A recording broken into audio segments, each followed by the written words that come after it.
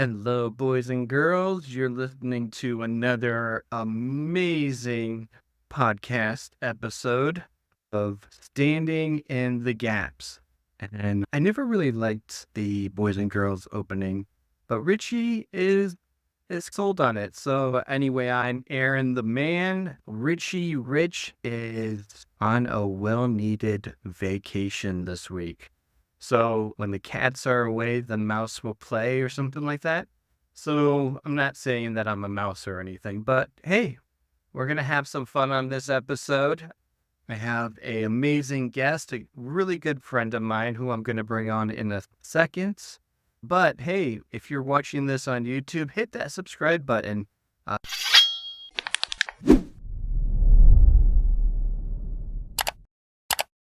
Give us a thumbs up. Nice little goes a long way. And please talk to us. We miss you guys so much. Throw a comment down below. Let us chat. We bring out a lot of controversial topics on here, but we're not getting the controversial comments that we're trying to get from you guys. So please throw a comment down below. Good, bad, ugly. We'll comment on anything. Yeah. And like I said, Richie is away, so we are going to have some fun. We are from two undisclosed locations. I'm in my underground bunker, and my guest is in some penthouse way up on, I think, Mars, I believe. But he is a very special friend of mine. Let me just bring him on. This is Ken Seldon. Welcome to the Standing in the Gaps podcast. Hi, how you guys doing? Ken, how long have we known each other? Oh, I see the gears turning. 12 years? 12 years? 13? Well, it More was in there? before I came to Romania the first time. We were good friends around that time. But I'm thinking like when we first Oh, met. when we first met, there's a lot longer friends. because it was 2013 when I went to Romania. I think it's more close to 15 About years. 2011. Yeah, about 2011, Wow. Oh, when we first met. And then you went to Romania, and that right after that was when we actually really started hanging out and yeah. Dude, we're old. Sooner or later, I'm going to look like your hat. Yes. He has a skeleton drinking a coffee. I have with me my courage juice because Richie is away, so I have a glass of chocolate flavored wine. So weird.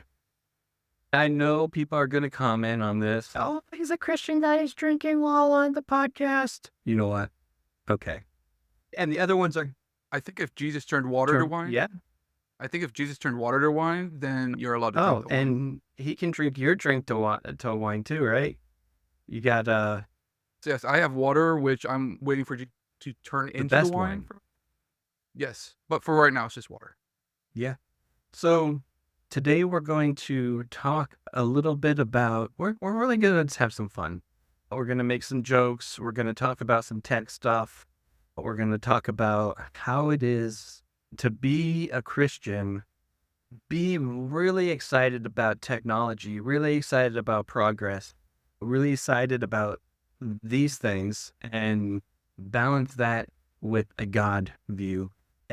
But before we do that, Ken is a worship leader, a music producer, a tech enthusiast. What's the word? Enthusiast. Yeah. And we've spent hours playing video games and listening to music, and him disassembling and reassembling his pedal board, and then disassembling it and selling it, and then buying a new one, then disassembling it and selling it, and buying a new one. I think I got that right. Yeah. And tell us a little bit about your music stuff. So I am a worship leader at my church. On and off again, traveling musician, playing with different bands, filling in, a little bit of studio time here and there. Worked on a couple albums with some friends. And then outside of that, I am a photographer. I do media stuff at my church. If it's creative, I love to do it. Very cool. I know that when we were hanging out, you had a YouTube channel. Are you still up on that, or are you getting back to that, or? Yes, so I'm working on videos now, hoping to get them up within the next week or two. Actually, I'm in the middle of rearranging my entire studio, so the whole thing's a mess.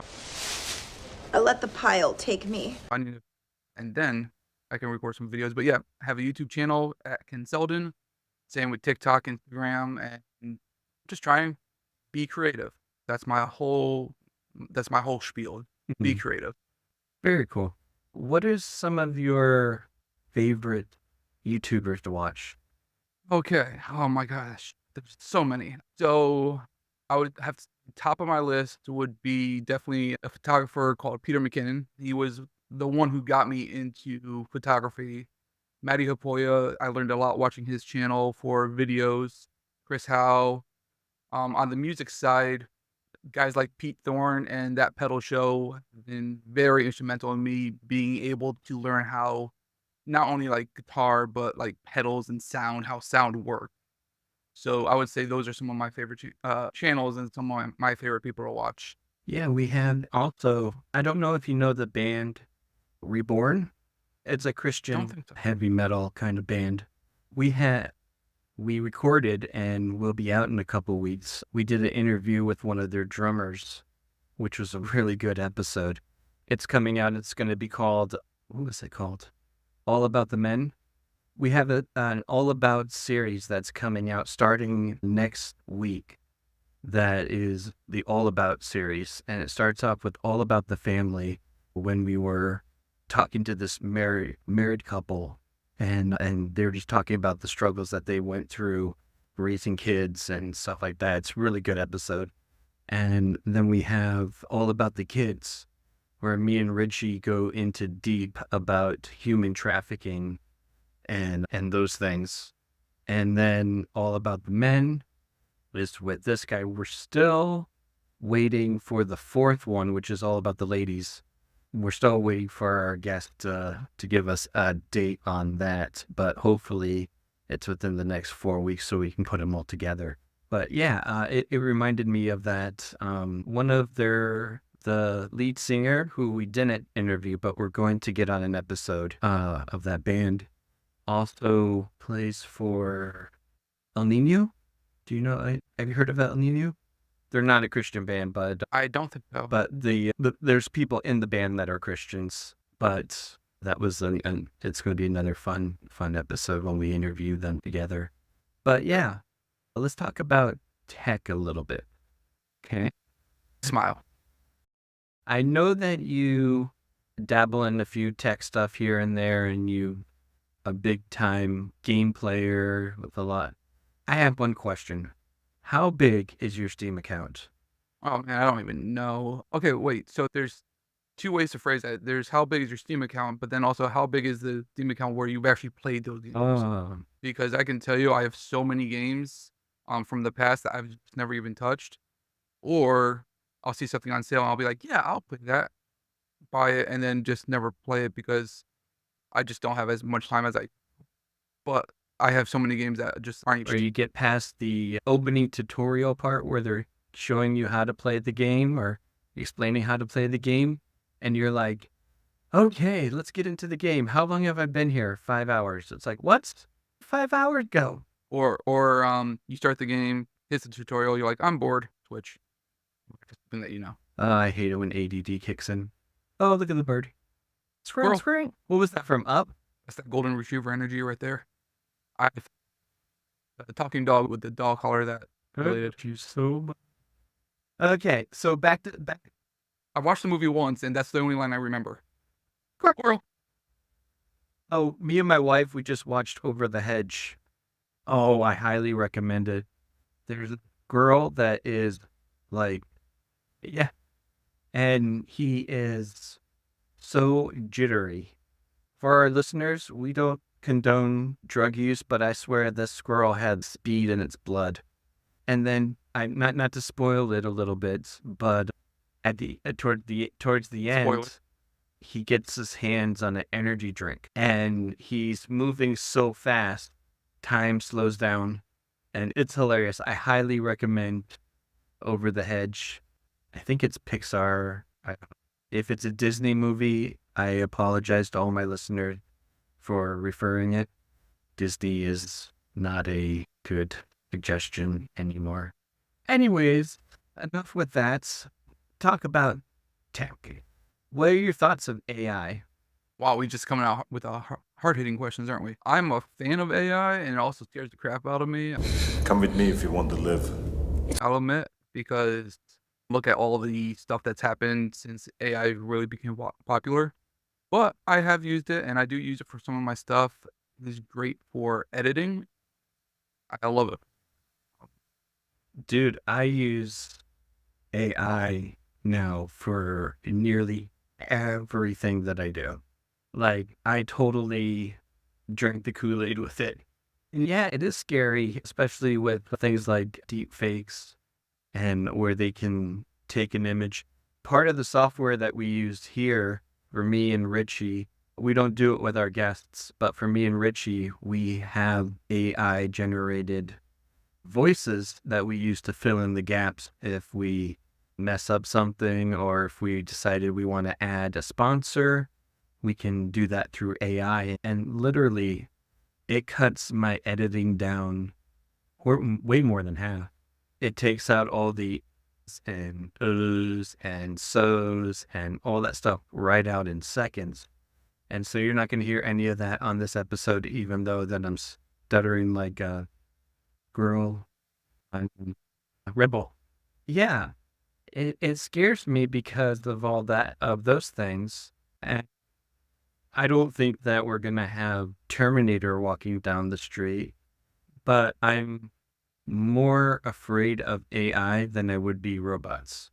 Yeah, and like for me, like yeah, the deep fake stuff. I've seen entire videos on like TikTok that are all just AI generated, all that stuff. Yeah, it's cool for the most part. Yeah, it could be used for really cool things. I think of like TV shows that have used some AI stuff and it's really looked good.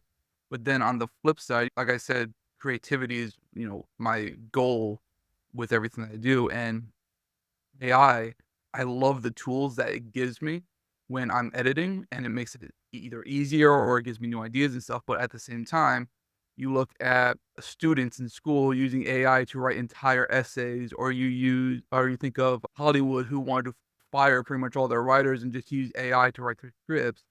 And one, that's not cool. Two, a lot of times it's not going to give you that human or creative element that you're going to get from a person.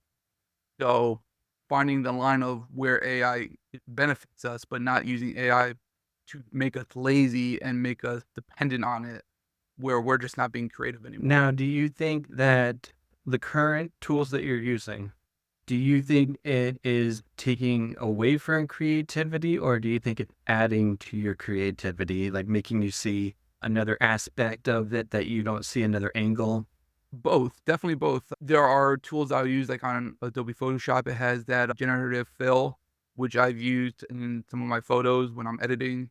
That has been really helpful. And there's been some video tools that when editing that have been phenomenal that gave me ideas I would never think of outside of that. But then in some other aspects, I will admit it has made me lazy where I'm like, okay, I have 2 days to get this video done. I can polish it off in 30 minutes if I just use these AI tools and not even think about what I'm doing. And going back and looking at those videos, I'm like, okay, I definitely could have done different things if I actually sat down and thought it through and used a little bit of my brain instead of just having an AI tool make the whole thing for me. Yeah, because I was building websites 6 months ago for some people, and I was doing it myself and not really using AI back then for that. But I did find some websites where you can just put in the title of what you want and it will make a website for you. But what I was finding was it definitely wasn't quality work. It was quick work. And that's what I see. And my fear is that people are going to settle for the quickness at the expense of quality. Yeah, I think about so last year I was getting ready to work on a video and the for YouTube, and the entire video was based around the concept of I'm going to use ChatGPT to create an entire script for my video, outline the entire video, pretty much make the entire video, and then I would go out and shoot it exactly as it says. And I was like, okay, I have other videos I have to make first. I have other projects for other people, so when I finish those, I'll get to it. And then Casey Neistat, who's also another one of my favorite YouTubers, actually ended up making that same video. And he said pretty much the same thing I was thinking is it had no human element to it. It had no heart to it. And it was very robotic, just like he would assume AI is. Now, granted, technology with AI is evolving so fast that I'm sure it's different now than it was back then. But even when using GPT to media content, there are times where I would look at it and this does not sound like anything I would do. It sounds so manufactured, so basic that I would never be able to use. Now you can tell Casey Neistat that you came up with it first. You're like, I came up with it first. I did. I'm guessing he did only because the video came out like a week or two after I came up with the idea. But I'm just like, at least I know it was a good idea. Casey Neistat did it. This dude's been around for a long time, and like he knows. Apparently, I Now did have a good all idea. of Casey Neistat's ideas are really Ken Seldon's ideas, but Yeah. his house is bugged, and so that's why he moved Yeah, to his yeah. penthouse, because it's above the cell phone signals that are attacking people's brains. Yeah, I fear Casey Neistat. Yeah, but dude, it's crazy how AI wasn't a popular thing. ChatGPT wasn't a popular thing like 3 years ago. And that blows my mind. And now it's so intertwined. Every company is making a AI assistant. Sooner or later, we're going to have an AI assistant that's going to teach us how to flush our toilets. I was tweeting, I think yesterday, I think Microsoft, they unveiled like a new Surface tablet and Surface laptop, and they're doing it. And I know they have Microsoft Copilot, which is like their AI within Windows, but they're making it a whole Windows AI system where it's not just going to be like Copilot's this little thing here in the corner that you can use. It's the whole operating system is pretty much run off of AI. So it's going to be to a point where you're going to just be typing a note down, and then in the bottom of the top right corner or something, it's going to automatically show a generated image and saying, you might want to put this in that. Maybe. Hey, I won't complain if Clippy comes back and he's AI. Like, Clippy was my dog back in the day.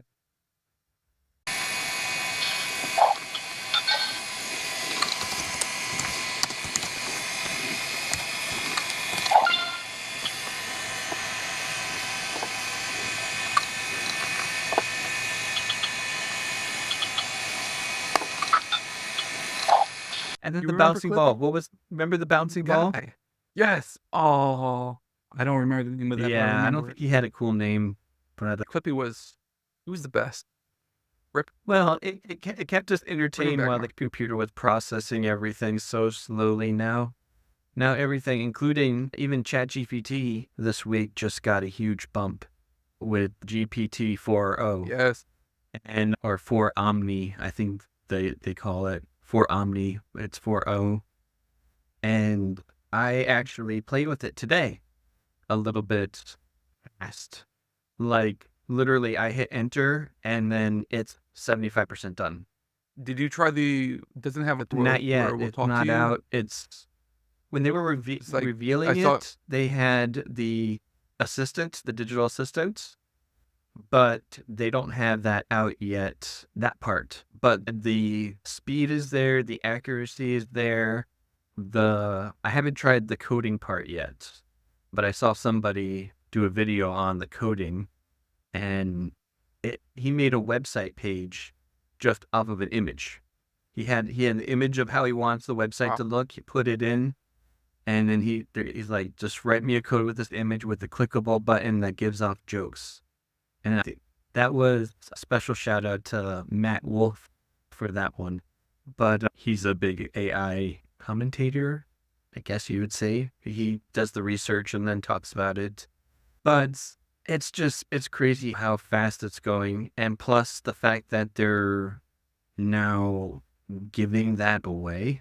So now you're going from 3.5 on the free plan, all the way up to their fastest, best, cheapest one out there. And so that just going to increase the knowledge base of the GPT and allow it to grow even more, which absolutely blows my mind.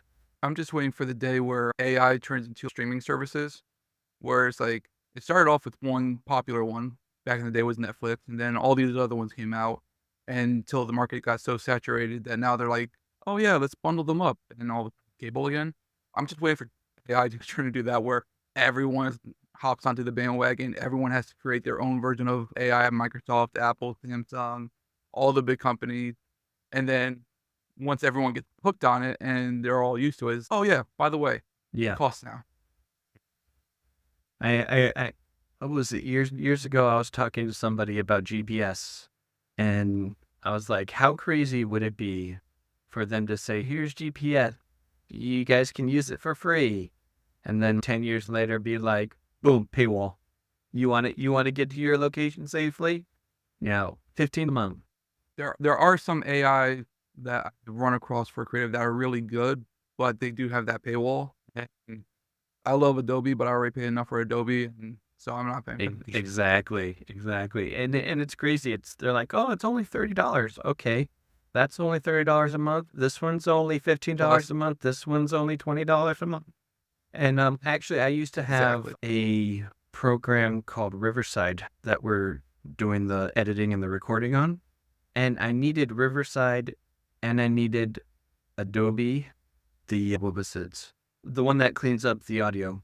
You showed it to me. Adobe Podcast. Adobe Podcast. Really, Aaron, wake up. And Kinda so what we're doing right I now. needed to subscribe to that, subscribe to this. And then I was like, you know what? Enough. I'm just going to pick one. And then I got Descript or Descript, however you want to pronounce it. I heard it both ways. Gus, I plead the third. The Third Amendment is no soldier can live in your house against your will. You mean the Fifth? Yeah, I've heard it both ways. Anyways, but I settled on Descript because they have the AI behind there. They have the studio mode.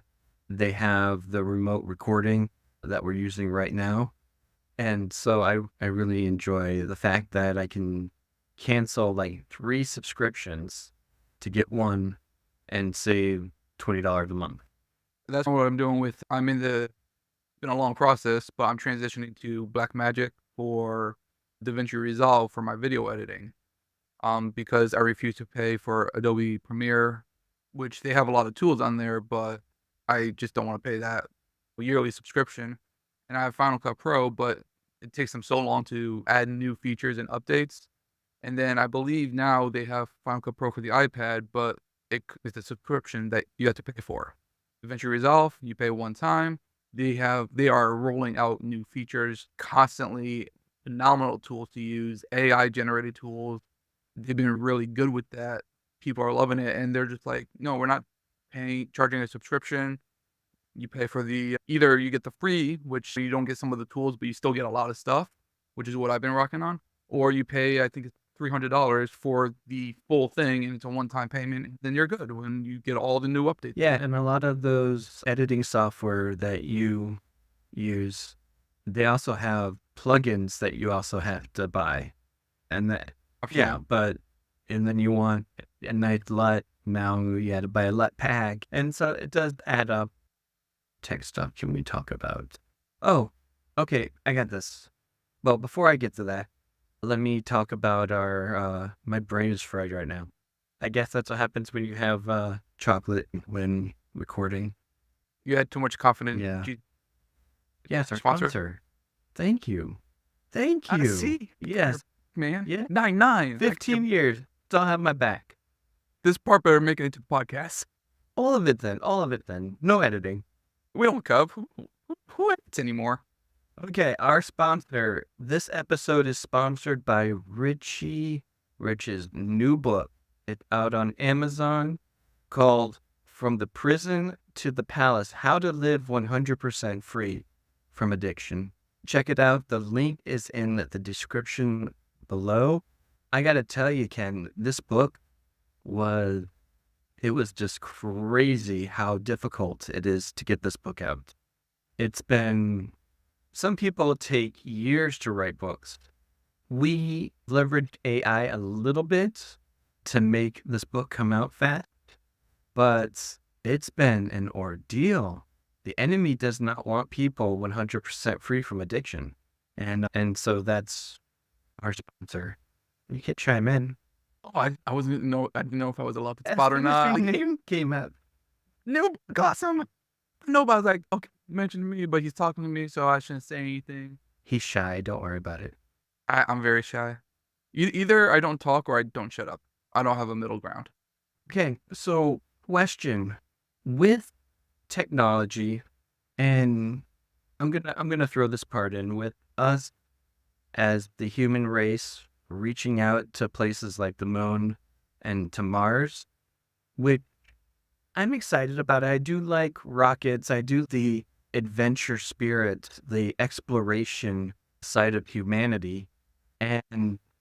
But my question to you is, with all this technology, with all this stuff, do we stay grounded in our walk with God? It's very deep. To let the wheels turn a little bit. You play the Jeopardy song? So how do we stay grounded with all this new technology coming out, with all this stuff? Um, I'll talk from a perspective of, like I said, I'm on my worship team. I'm a worship leader. I do media stuff for my church. I create all our social media content, photography, videos. I do all that stuff for our church. And I was actually talking to a new friend of mine this past Sunday or the Sunday before, and I was saying, whenever I walk into church now, for the most part, I'm working. I'm always constantly on the go. I'm always constantly doing something, always trying to think of something new to create, or taking pictures, or doing all that stuff. When I leave church, I go home, I edit our messages, I edit our photos, create new content to send over to the office for them to post on social media. And I realized one day I so into trying to create, trying to look at new technology so I could come up with new ways of doing new during service and at the church, that when I walk in on a Sunday morning, I'm not always there. I'm there, but I'm not there. And I think it finding where is that line for us where, okay, there are times where, yeah, I'm doing this and this is what I'm supposed to be doing, but then also, hey, I'm at church, so let me just sit down, let me be with Jesus, forget about all that stuff. And part of it, it's my job when I'm there, but I'm a Christian, it's my church, it's my home. So when I'm there, I also need to be with Jesus. And so sometimes you just have to, not every Sunday, like you said, that's your job, that's what they're paying you for, but maybe one Sunday a month you just have to be like, work, lap. I just need to spend time with Jesus. And I think having that and unplugging, like I'm okay with okay is such a weird word when you come to things that you're like, am I okay with it or am I not okay with it kind of thing? It's a very generic, basic word that covers a wide range that you can't actually really narrow down. Like soon. I was watching The Chosen a little while ago, and they were like, when is this going to happen? And Jesus, soon. And they're like Someday. soon, like in 5 minutes, soon in 5 hours, soon in 5 months. But anyways, I think knowing when to unplug, we're so bombarded nowadays with social media, with news, even with podcasts. I'm not telling my podcast listeners to get off the podcast right now. Please stay on. Listen to this one podcast and then ignore all the other ones. The podcast, not the episode. Listen to all the episodes. No, I mean this podcast, all the episodes in this one podcast. Follow this podcast, listen to it, but then ignore everyone else's podcast out there. This is the one. Thank you. For the listeners, I just handed a nice crisp $20 bill to Ken for that. But knowing when to unplug, when to say, okay, I need this time with God. I need to turn off the computer. I need to put the remote down. I need to turn the TV off. Sorry, turn the TV off, put the remote down, because then you'd have to pick up the remote again to, we always mix that up on the show. It's funny. But to be able to say, God, okay, I know that everything's crazy outside. I know that the nation is going to poop, but we and just need to push that aside and just seek your face. I think that's where the balance comes in. And just like we were talking at the very beginning with me bringing the wine into the thing, too much of the wine is not good. But wine has a lot of good antioxidants and stuff like that. So in that little bit, in that moderation, it's okay. Spoken like an addict, I know. This is a safe Hey. space. And, but to get to that balance where you're like, okay, I'm just going to put that aside. I'm just going to focus and I'm going to put the tech aside and I'm going to do this. And I know that my wife is listening to me through the wall and she's going to be like, you said this on your podcast. And she's going to be like, you need to turn the tablet off. Okay, honey, you're right. Joys of matrimony. Yeah, speaking of tablets, like you said, we're so bombarded with stuff. We live in an age where it's so easy to access everything, but at the same time, that ease of access also means that we are always constantly bombarded with stuff. I love using my phone and my iPad to do Bible study stuff, to research, to look things up, to read the Bible and everything. But at the same time, all I have to do is click my thumb and I'm on TikTok. All I have to do is switch the screen and I am watching a movie, Disney Plus or Peacock or whatever, Netflix.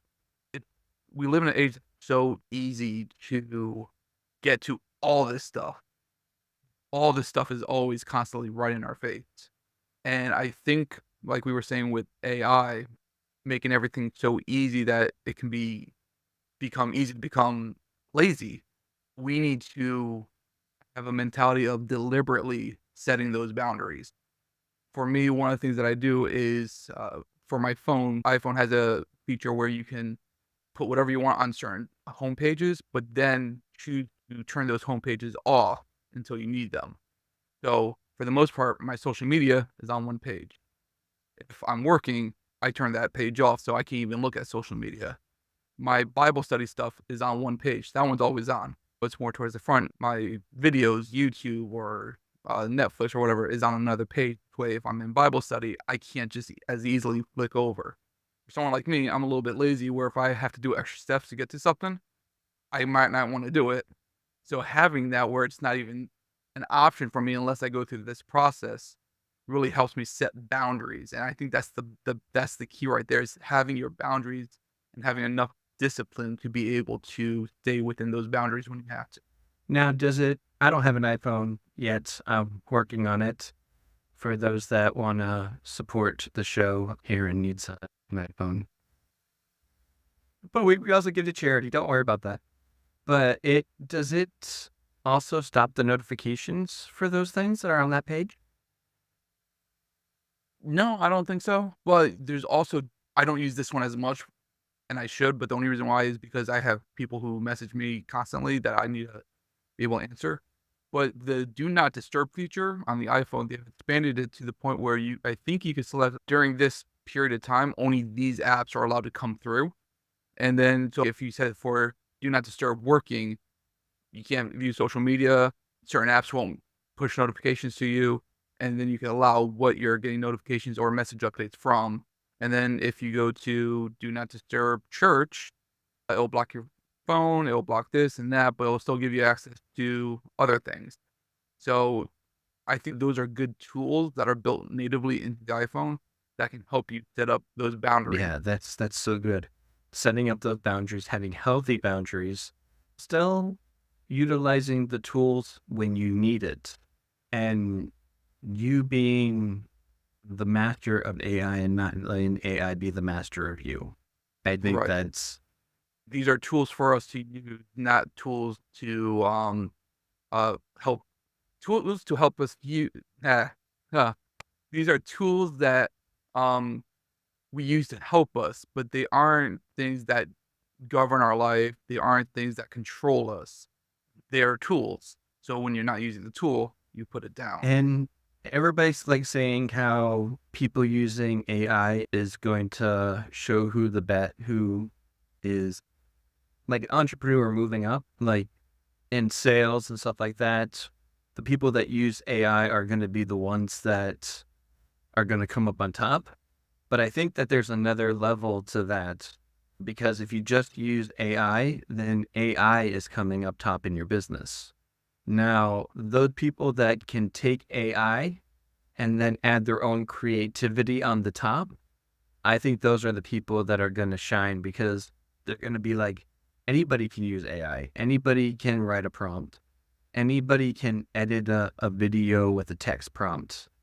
And so when people go above and beyond and show their creativity over top of the AI, I think those are the people that are going to make it big in business, make it big in music, make it big in entrepreneur.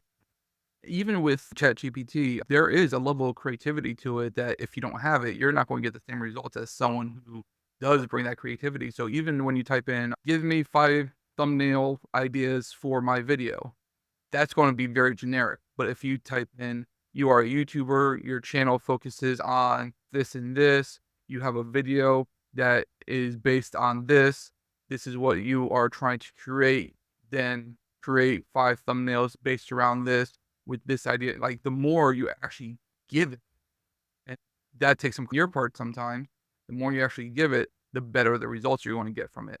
A lot of people look at this as a lazy man's tool, but if you use it, it's a phenomenal tool. And yeah, you get the response quickly, but actually setting up the prompt does take a little bit of time and a little bit of thinking. And then it's this back and forth of putting in the prompt, getting the reply, reading the reply, writing another prompt to clean up the reply, and then until you narrow it down to the finished product that you really want to see. I was actually creating all the images that we have on YouTube are all AI generated. And so I usually go this back and forth between adding different layers on, make the sun in the left corner, or the one that I have now is a family encased in a bubble in a world of war. And I tried to do family in war, and instantly uploads. They're like, you're using words that we don't want to give you images for. I'm like, okay, so which word was it, war or family? The scary thing is, even with that, you can get around that. I did. There's certain things that AI is programmed to not allow you to do, but then there's people out there who can get around that just with the way they choose or word. That's what scares me a little bit. So what I did in that prompt was I just wrote a close family in a bubble surrounded by a city on fire. And so that gives the image of war, but still was able to bypass those restrictions. But when people are using those things to harm people, like scammers, using people's voices to weasel somebody's mom out of money, that's where it gets really scary. For those listeners that are still on this, I strongly recommend that if you're able to, for stuff that's important, try to do it face to face. Try to go out for a coffee with the person, go out to dinner, talk to them, actually meet them face to face, because right now with AI, anything can be faked. And the technology is growing, like almost doubling or tripling every day as AI gets smarter. And so I strongly encourage that people would come together, gather, because at least you're not getting faked out by anybody. What was that? I'm just singing the song "Come Together" in my head. I don't want to actually start singing it. Copyright reasons. I can sing it. And it will be copyright infringement, because they're going to be like, what song was that? Because all it sounded was a cat screaming in the background. My ears are bleeding. But yeah, I'm kind of curious on what the future has for AI. And I do believe if Christians have a healthy boundaries, the episode that's coming out next week, all about the family, we dig deep into having boundaries for our kids and teaching kids the right way with all this craziness that's going on in the school systems and stuff like that, it's very important. So having that healthy boundary around technology, around AI is Yeah. I think healthy boundaries in general in every aspect of your life, a good life lesson. Healthy boundaries in your personal life, in your family, in your job, AI, tech. Yeah. eh, because we have this mindset, at least in our generation, where we're free. We can do whatever we want, whenever we want. Everything else be damned. I'm just gonna go and do my thing because I'm free. And freedom without some sort of at least personal boundaries is anarchy. Is craziness. Is just no control. And I'm not saying that we should allow government or organizations to take control. I'm saying that we should have at least some personal boundaries to say, hey, I'm going to unplug this week and actually do that. Get a vault with a time lock and throw your phone in there. And that's something that I'm actually thinking about doing, because sometimes you have to have those systems there to restrain your lack of self-control, or my lack of self-control. But yeah. Okay, so I'm gonna throw another stumping question for you. You ready for this? Okay. No, let's do Okay. it. Top 2 things on your bucket list. Oh, I'm not going to put visiting my friend Aaron where he lives because that's an obvious one. And also Top on 2 my on my undisclosed bucket. bunker. Are these realistic? Realistic? Yeah, So you is say it what you were. realistic or make believe? I don't think you're gonna be Yeah, able no, to no, no, no, obtain no. the What I make mean is, believe part. I'm gonna catch a fairy. are these realistic bustic lists or like never or not never, but like it's out there Let's just say playing Madison Square let's just Garden? say let's just say That's let's just say your bucket list from the bottom to the top, top being the big stuff. Okay? And not necessarily the stuff that you can necessarily obtain this year. Stuff that you're like, okay, if I had 2 hours to live, me. what the 2 things that I would do? If I had 2 hours to live, what's the 2 things I Sure. would Go do? with that question. I'd give you a call, otherwise you won't know what's happening. He Let's ghosted see. me again. It's been 4 months. He still hasn't responded to my message. That jerk. Okay. Bucket list. There's so many things I want to do. I I write music. I would love to make an album with my music on it, all written either by me or like me and a together.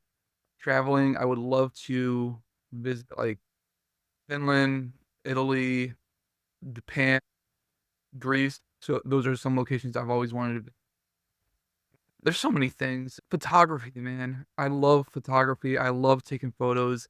Traveling, not just for like vacation, but actually being able to travel and do photography is definitely a big bucket list item for me. I don't even think about vacations at this point, not because I don't want to go on vacation, but if I'm traveling somewhere, let me grab my gear, let me grab a few friends, and let's go there and actually see if we can take some. This word is overused, but like I see it used all the time. Take some banger photos and get those shots and be able to share those shots. My other thing besides creating is being able to share it with other people. It's why I love creating. So definitely a top thing on my bucket list is to be able to travel and shoot videos and photos while I'm traveling. It doesn't even matter where, as long as it's a cool location, as long as it's unique. Now, I understand, Greece and Italy, because that's your, heritage. That's what you're Italian and More Italy than yeah. Greece, but yeah, Why Finland? So it's will a do. photography thing. Like I remember. Oh yeah, yeah. That and it's peaceful, man. It is peaceful. One of the guys that I watch was Topa. He is related to Matti Haapoja. I cannot. It's his brother. I cannot remember his name. I believe it's Finland that he lives in. I remember watching some of his videos. I'm just like, my goodness, this place is beautiful. This place is phenomenal. Showing the landscapes and everything. I'm like, even if I went on vacation and I wanted to unplug from the world, that looks like the perfect place to do it because you just go there and then you sit in a sauna, you swim in the lake, you relax, and you just don't worry about anything for a while. There's one, YouTube, it's not YouTuber because it's an organization. It's a group of guys, and it's called Yes Theory. Have you heard of them? I think so. I don't think I've watched their stuff, but Yeah, they sounds have familiar. another channel called Seek Discomfort, and they do trips like that to far off places, and they go after discomfort to better themselves. They did an ice challenge with, forgot the guy's name or something. No, what was it? The ice guy. No, what's his name? His name's not the Don't know. Iceman. Okay. For our listeners, if you have any idea of who we're talking about, please throw it in the comments Yeah, because section. I have no idea. It's some weird name. I don't know. Anyways, but they did this whole ice challenge with this guy. And then they also did a sauna challenge with the world record sauna person. So it's quite interesting. I do recommend their channel. It's pretty cool stuff. But they go off to these places. They had this documentary called The Iceman, where this kid from, I think he's from Amsterdam, Wham, did a marathon in Antarctica. And so swimming, biking, running, all that stuff. And yeah, that's just crazy. But anyway, Ken, it was so good hanging out with you. Been a blast. Okay, everybody, I think that's a wrap. I don't want to go too much longer, but yeah, it was good. Thank you. Thank you so much for hopping on board. And everybody, just hit that subscribe button, hit that like button. Check us out on every podcast platform. Check out our merch store. We have some cool shirts, hats, coffee, very important, mugs, and other things. And for the merch store, a percentage of that goes to stopping human trafficking, helps out widows and orphans in Israel. And also we give to Iris Ministries, which is ministering in Mozambique, Africa. And so we also are giving to homeless shelters around the U.S. So please buy a t-shirt. One of our t-shirts, 100% of the proceeds goes to Israel, goes to widows and orphans there. And so please consider buying one of those shirts. Like I said, the proceeds from that goes to that. We get nothing out of the sale. So please hop over there and purchase a t-shirt. And yeah, that's pretty much it. Everybody have a wonderful day. And remember, the best with a capital B is yet to come. Bye.